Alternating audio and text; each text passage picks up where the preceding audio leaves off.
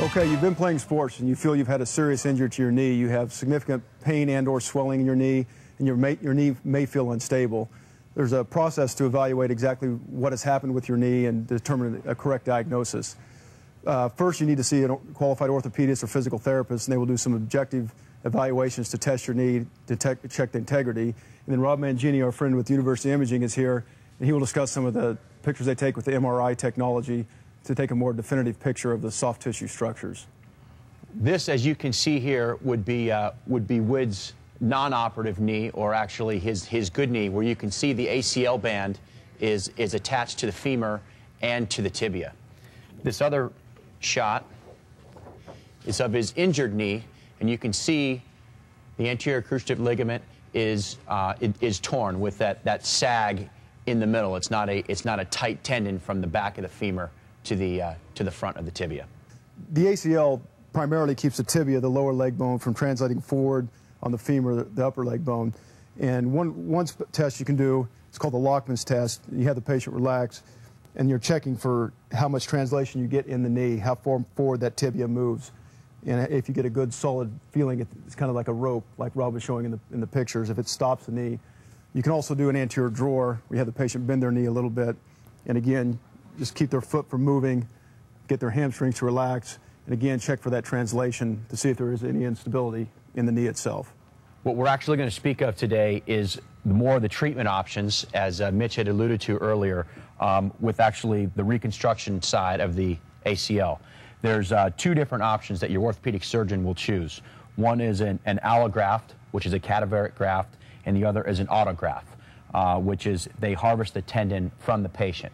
An autograft is a patellar tendon autograft is something they would take from the patient and actually take the central third of the patellar tendon. All of that wound site would heal through the healing process of the whole recovery process with the patient. The other option is the surgeon might take the patient's hamstring, and there's different surgical techniques in order for the surgeon to reconstruct that ACL. An allograft, or the donor graft, it's actually going to save the patient some pain. Some of the downside of it is that patient, when they actually make that choice with their orthopedic surgeon, they're going to have to listen to that surgeon unequivocally throughout the rehabilitation process. The patients aren't going to hurt as much, but there's the success rate over the last X amount of years have been fantastic.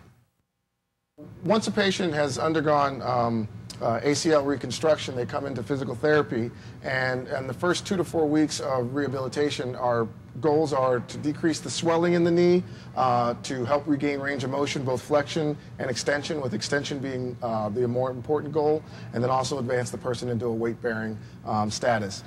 In order to control swelling, what we'll use is different modalities such as electrical stimulation, ultrasound, as well as some hands-on massage.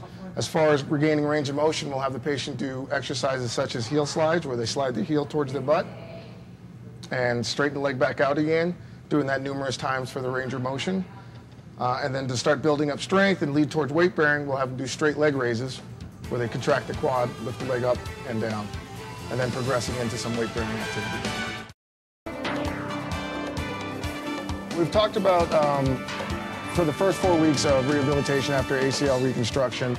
Now we're going to touch a little bit on from approximately week 4 until week 12. I have Rob with me, and Rob's going to give us a little information regarding the integrity of that graft during that period of time. Some of the toughest part of the rehabilitation process is actually this time frame of what we're talking about. The graft itself, and the science behind the graft, is that the graft is at its weakest point when it's trying to refixate amongst the femur and the tibia on the patient. Yeah, so what the body has a tendency to do during this period of time, from about the 68-week period, is it starts to reject the graft. And so that graft loses a lot of its tensile strength and integrity, and patients are at a great risk of re-injuring or tearing that graft. Absolutely. I don't know if you've seen that often or not. I have seen that. Patients don't hurt as bad during that time, so they're thinking, hey, I'm great. My doctor doesn't know how I feel. Right. My therapist doesn't know how I feel. It's time to get out and start being active again. They've been cooped up in a gym in the whole rehab process. The long and short of it is you want to listen to your rehab specialist along with your orthopedic surgeon during this entire process to get a great result. All right, we're in stage 3 now. We're 4 months post-op from ACL. And now you can start progressing some more dynamic type of movements, like Sean is doing some lateral type of loading here. Dan here is going to do something, get his legs a little stronger, a little more quick twitch, driving that sled down and back. You can progress to things like skip, lunges, those kind of things. But now that you're 4 months post-op, you can start getting more aggressive. Our objective is to be doing a lot of the sport activities at 6 months.